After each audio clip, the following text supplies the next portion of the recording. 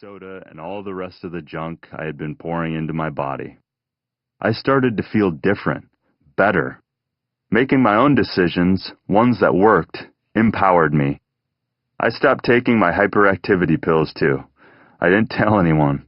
I just did it. That made me feel even better, cooler. Of course, I didn't stay on the grapefruit diet permanently.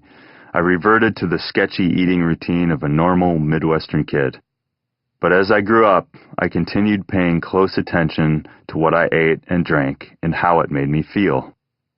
I've been on this path, trying things and getting feedback ever since. I'm not a professional scientist, I'm an eternal student. But I've learned a lot along the way, and I'm constantly discovering more. I became an athlete in high school and played football in college.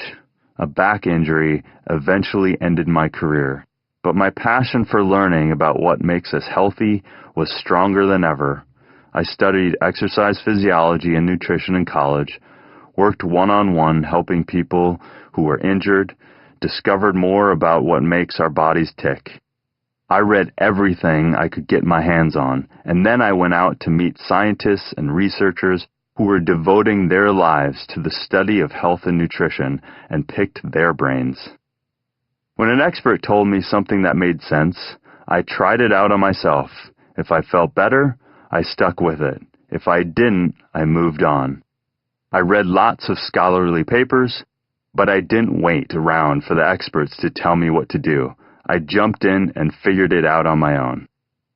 I went from 13-year-old wreck to college football player to nutrition counselor and physical trainer, and now I spend my time traveling around the world investigating and searching for the most intensely powerful foods, the healthiest, most amazingly nutritious things that nature has ever made.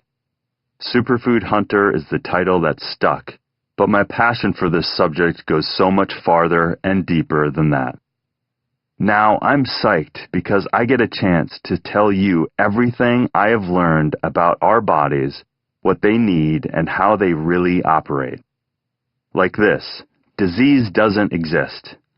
I know how insane that sounds, but it's true. Disease doesn't exist, at least not how it's been explained to us by doctors and scientists.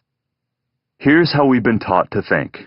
We go through life feeling fine, with fingers crossed, hoping we always stay that way, but knowing that at some point something bad is going to happen. Something's going to break down. Something's going to go haywire.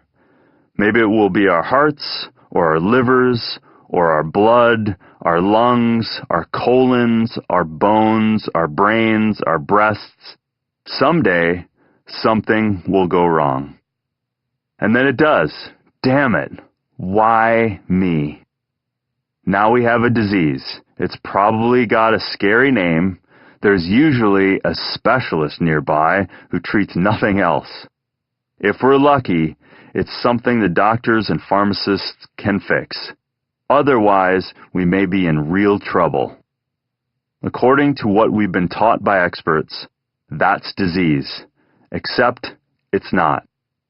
If we're worrying about our heart, or our head, or our prostate, or our pancreas, or our kidneys, or anything like that, we're already looking at the wrong thing. We're working with bad information. We're not paying attention to what really matters. All these diseases, they're just symptoms. They are signs that something has been allowed to go wrong inside us. Once the symptoms get bad enough, they become genuine problems, true. But even when we treat them, we're still dealing only with the symptom, not the underlying cause. Here's what I have learned. Every disease has many possible causes, but the little causes are all the result of just a few big causes. We keep treating the little causes, and they keep on happening. If instead we deal with the big causes, then suddenly disease becomes something we can prevent rather than just treat. I'm talking about every sickness, especially the seriously gnarly ones, the modern-day terrors that either end our lives too soon